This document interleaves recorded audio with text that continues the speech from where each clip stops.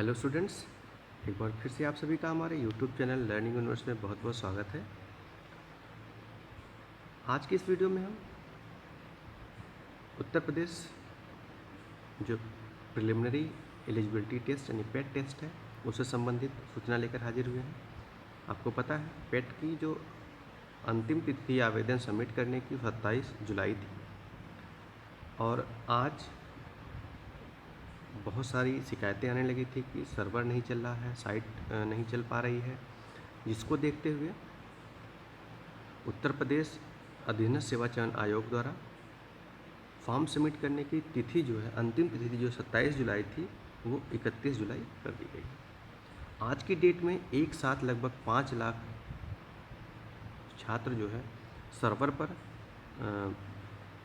अपना form submit कर रहे थे, क्योंकि पता है आप सभी जानते होंगे जब अंतिम तिथि आती है तो ज़्यादा जो विद्यार्थी जागृत हो जाते हैं।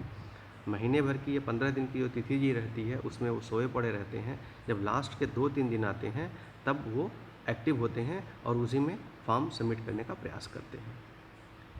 तो इस कारण से जो तिथि है बढ़ा करके 31 जुलाई कर दी गई है और जो भी छात्र जो पेट की तैयारी कर रहे हैं, पेट का फॉर्म डालना चाहते हैं, उनसे यह निवेदन है, उनको यह सूचना है कि आप 31 तारीख से पहले ही जल्दी ही अपना फॉर्म डाल लीजिए, क्योंकि शासन की जो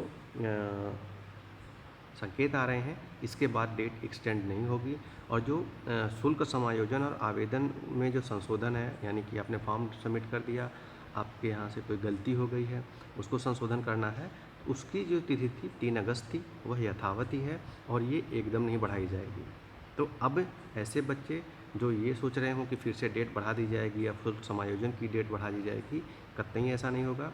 आज की जो शासन की जो शाम की मीटिंग थी उसमें निर्णय लिया गया है कि केवल जो 27 तारीख की तिथि थी उसको बढ़ा के 31 तारीख किया जाए। और ऐसा इसलिए क्योंकि इस बार बहुत सारे लोगों में जागरूकता है, बहुत ज़्यादा फॉर्म पड़ रहे हैं। जो 2021 की परीक्षा हुई थी उसमें लगभग 22 लाख फॉर्म पड़े थे। आज की 5 बजे की तारीख तक 40 लाख फॉर्म पड़ चुके हैं और 31 तारीख तक जाते जाते लगभग 45 लाख फॉर्म अप्लाई होने के अधीनस्थ सेवा चयन आयोग के जो को ये मतलब अनुमान है कि लगभग 45 लाख तक पहुंच जाएगा। 50 भी पहुंच सकता है, क्योंकि अंतिम में भी केवल 4 ही दिन बचे हैं तो उसमें इतना ज़्यादा मात्रा में तो नहीं हो सकता है, लेकिन फिर भी ये अनुमान है कि 45 से 50 लाख के बीच आवेदन आएंगे।